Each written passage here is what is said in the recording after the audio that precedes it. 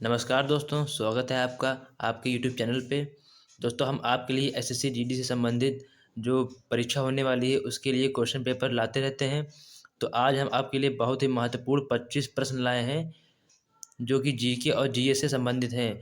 तो जो SSC GD परीक्षा 2023 में होने वाली है, जो लोग इसकी तैयारी कर रहे हैं वो लोग इस वीडियो को पूरा देखिएगा, ठीक है? स्किप मत कीजिएगा।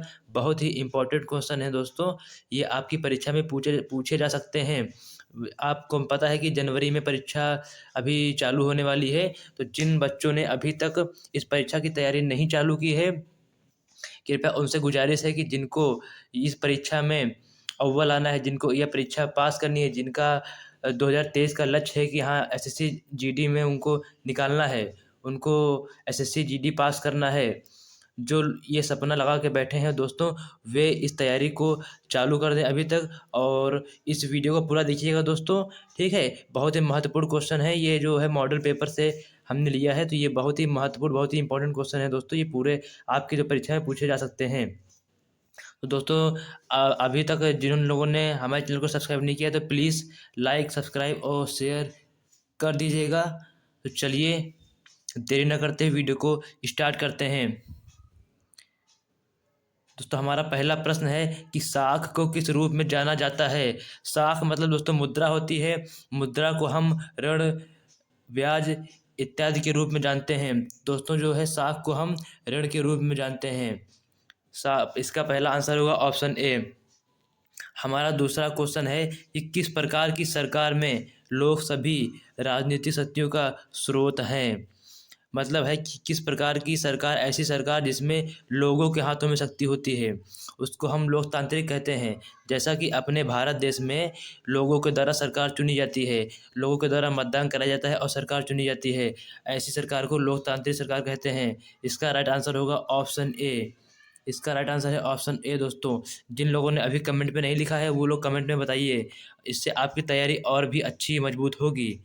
जिनको आंसर पता है पहले से वो कमेंट में लिखते रहिएगा, बताते रहिएगा दोस्तों। हमारा अगला प्रश्न है प्रश्न नंबर 3।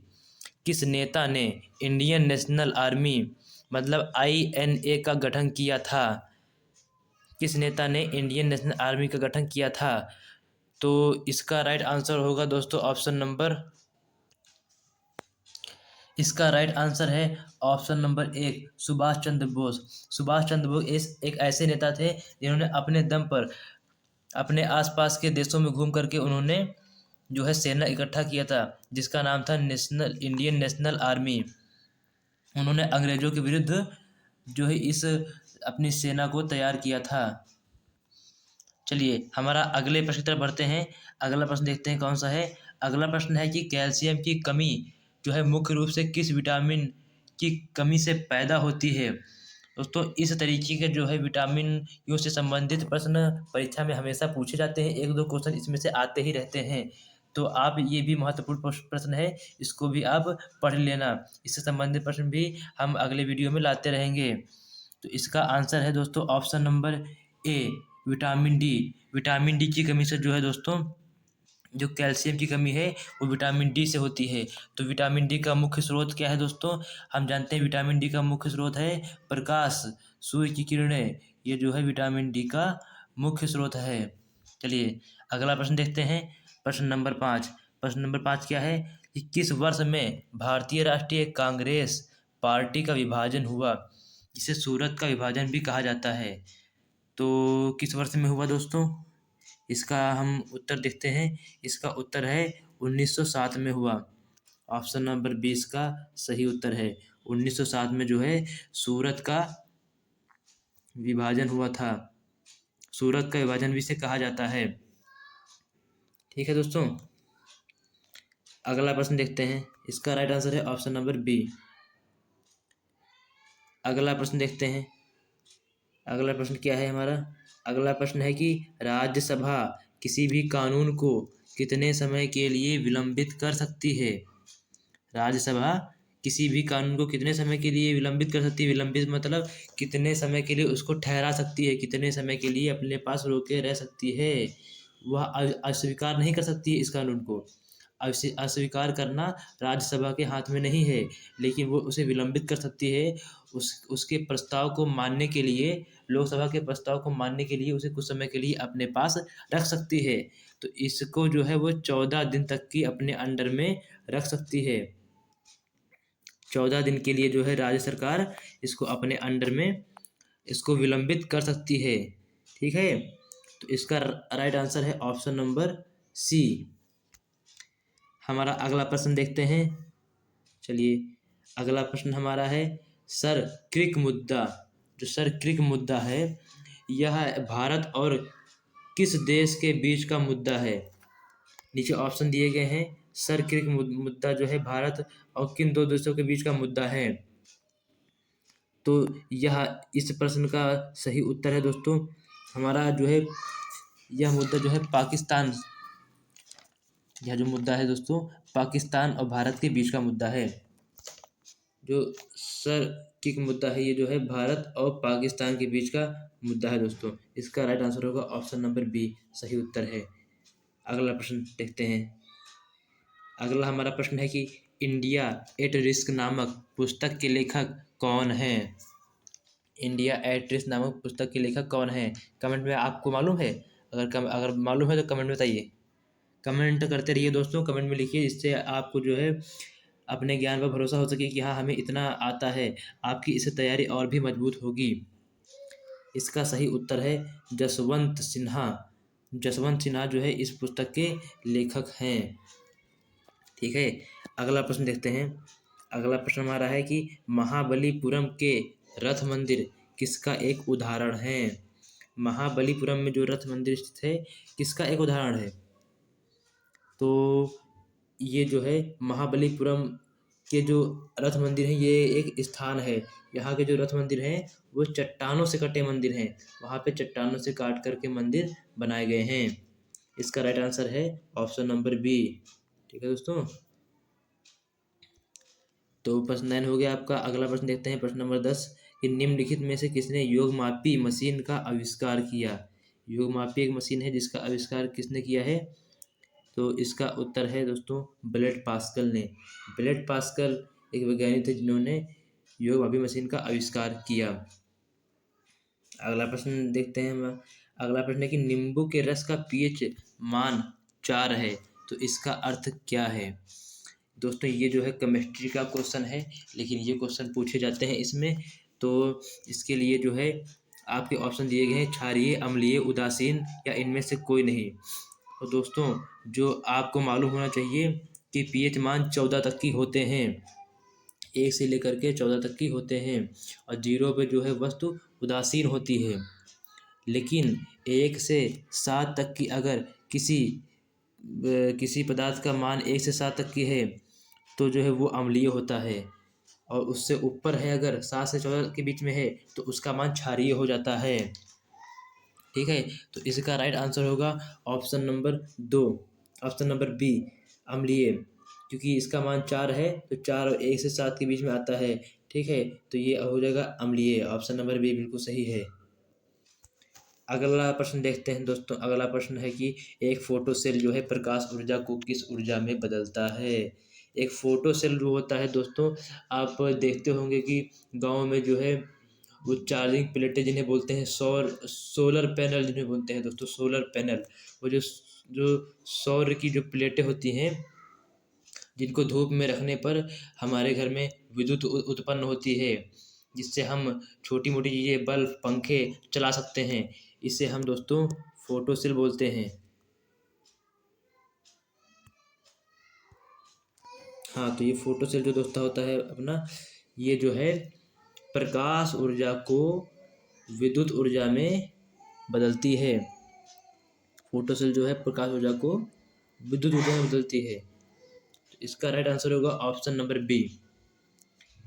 अगला प्रश्न देखते हैं दोस्तों। निम्नलिखित में से किसकी टेलीस्कोप को बनाने एवं उनके सुधार में मुख्य भूमिका रही है?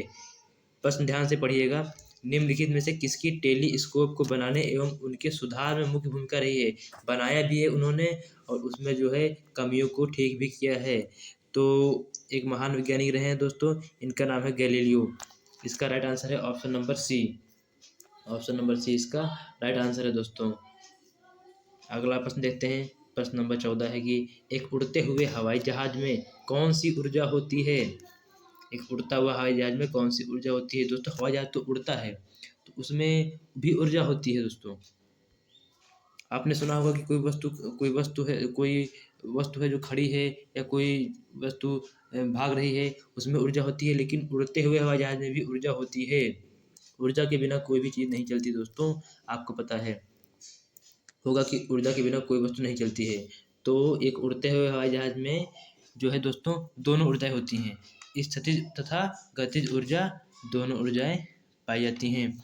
इसका राइट आंसर है option number C. Option number C इसका राइट आंसर है दोस्तों। दोस्तों अभी तक हमारे चैनल को जिसने भी सब्सक्राइब नहीं किया है तो प्लीज़ सब्सक्राइब कर लीजिए, बार बार कहते हैं सब्सक्राइब कर लीजिए, और लाइक भी कर दीजिएगा, ठीक है। और बेल आइकन है उसको भी ऑन कर दीजिएगा, जिससे भविष्य में वीडियो आती रहती हैं तो उसका आपको नोटिफिकेशन मिलता रहे, ठीक है दोस्तों। अगला प्रश्न देखते हैं। प्रश्न नंबर 15, भारतीय संविधान में कितने भाग हैं? भारतीय संविधान में कितने भाग हैं दोस्तों? भारतीय संविधान में वर्तमान में 25 भाग हैं, ठीक है। पहले कुछ भाग कम थे, लेकिन अभी जो है इनकी वर्तमान में 25 भाग हैं भारतीय संविधान में। अगला प्रश्न देखते हैं।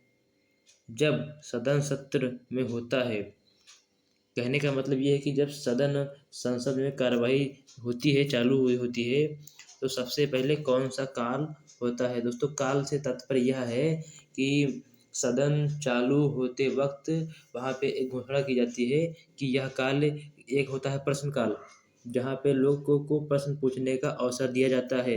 एक होता है चर्चा काल, जहाँ पे लोग विचार विमर्श करते हैं, लोगों से चर्चा करते हैं, अपने प्रश्नों को रखते हैं। और एक होता है शून्यकाल, ठीक है दोस्तों। तो जब सदन सत्र में होता है तो सबसे पहले कौन सा काल शुरू होता है?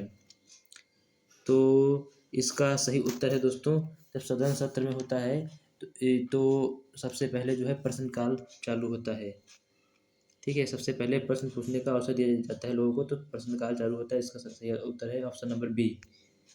अगला प्रश्न देखते हैं हम अपना 17वां प्रश्न है कि एक साइकिल की गति में क्या परिवर्तन होता है जब वह किसी खुरदरी सतह पर चलती है? दोस्तों साइकिल जो है खुरदरी सतह पर ही चलती है, ठीक है, लेकिन खुरदरी सतह पर जो है चलने से उसकी जो गति है उसमें कमी आती है। खुरदरी सतह पर चलने से साइकिल की गति में कमी आती है दोस्तों। इसका सही उत्तर है ऑप्शन नंबर बी।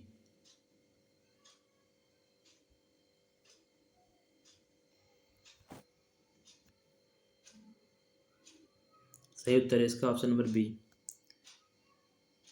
अगला प्रश्न देखते हैं। अगला प्रश्न है 18वां प्रश्न है कि ओलिवर द्रष्ट नामक पुस्तक के लेखक कौन हैं? ओलिवर द्रष्ट नामक पुस्तक के लेखक कौन हैं? इसका राइट आंसर है ऑप्शन बी, चार्ल्स डिकेंस जो है ओलिवर द्रष्ट नामक पुस्तक के लेखक हैं। यह प्रश्न ऐसे भी पूछ सकते हैं कि चार्ल्स डिकेंस ने कौन सी पुस्तक की रचना की? तो इसका सही उत्तर होगा ओलिवर द्रष्ट, यह आपको ध्यान रखना है। अगला प्रश्न है कि कोल्लम किस राज्य का पारंपरिक लोक कला है? कोल्लम जो है किस देश का पारंपरिक लोक कला है? तो कोल्लम दोस्तों जो है एक कला है, एक तरीके का नृत्य है। ये तो कोल्लम जो है एक तरीके की कला है, तो यह जो है केरल में खेली जाती है दोस्तों। तो इसका सही उत्तर है option number D. Option number D इसका सही उत्तर है। तो कोल्लम जो है आपका केरल राज्य का पारंपरिक लोक कला है। प्रश्न नंबर 20 हमारा है कि मनप्रीत सिंह किस खेल से जुड़े हैं? तो मनप्रीत सिंह ये हॉकी के बहुत ही विख्यात प्लेयर हैं दोस्तों। आपने अगर नाम सुना होगा तो कमेंट में बताइएगा। इनका जो संबंध हॉकी से है, ये हॉकी खेल से संबंधित हैं। अगला प्रश्न 21वां प्रश्न है कि रक्त समूह की खोज किसने की? रक्त समूह आप दोस्तों जानते हैं, किसी का ए होता है, किसी का ए बी होता है रक्त समूह, किसी का O होता है, किसी का O-O+ होता है, ठीक है। तो ये सभी रक्त समूह होते हैं। तो जिनकी खोज जो है दोस्तों कार्ल लैंडस्टीनर ने की थी। इसका सही उत्तर है option number A. Right answer इसका है ऑप्शन नंबर ए। 22वां प्रश्न है हमारा, सहारा रेगिस्तान किस महाद्वीप में स्थित है? दोस्तों सहारा रेगिस्तान, कभी कभी ये पूछते हैं कि विश्व का सबसे बड़ा रेगिस्तान कौन है, तो वो है आपका सहारा रेगिस्तान, जो कि सबसे बड़ा विश्व का रेगिस्तान है। और यह जो है यह अफ्रीका में स्थित है। इसका ऑप्शन नंबर ए सही है। या जो है सहारा रेगिस्तान अफ्रीका महाद्वीप में स्थित है। अगला प्रश्न है, चंगेज खान किस जनजाति का शासक था? तो चंगेज खान एक योद्धा था, वह मंगोली था। इसका राइट आंसर है ऑप्शन नंबर बी। वह मंगोल का था जिसने भारत पर भी आक्रमण किया था दोस्तों, ठीक है। तो चंगेज खान जो है मंगोल का शासक था। प्रश्न नंबर 24 है, विटामिन बी की कमी से कौन सा रोग होता है? विटामिन बी की कमी से कौन सा रोग होता है? तो विटामिन बी की कमी से जो है दोस्तों बेरी बेरी रोग होता है। Vitamin B beriberi, B से मतलब बेरी बेरी, तो ये जो है विटामिन बी की कमी से बेरी बेरी रोग होता है। राइट आंसर है इसका ऑप्शन नंबर ए। 25वां प्रश्न है हमारा, अंतिम प्रश्न है कि कंप्यूटर शब्दावली में एक बग क्या है? दोस्तों आखिरी प्रश्न में हमारे पूछा गया है कि कंप्यूटर शब्दावली में एक बग क्या होता है। तो बग जो होती है एक प्रकार की त्रुटि होती है जो कि कंप्यूटर प्रोग्राम में आती है। तो इसका राइट आंसर है ऑप्शन नंबर बी। दोस्तों कंप्यूटर के जो है एक दो क्वेश्चन पूछे जाते हैं, हमेशा परीक्षा में पूछे जाते हैं। तो कंप्यूटर के जो है एक दो प्रश्न उनको भी आपको ध्यान देने की आवश्यकता है। दोस्तों चलिए आपसे विदा लेते हैं। अगर अभी तक आपने हमारे चैनल को सब्सक्राइब नहीं किया है, सब्सक्राइब कर दीजिएगा। जय हिंद दोस्तों, जय भारत।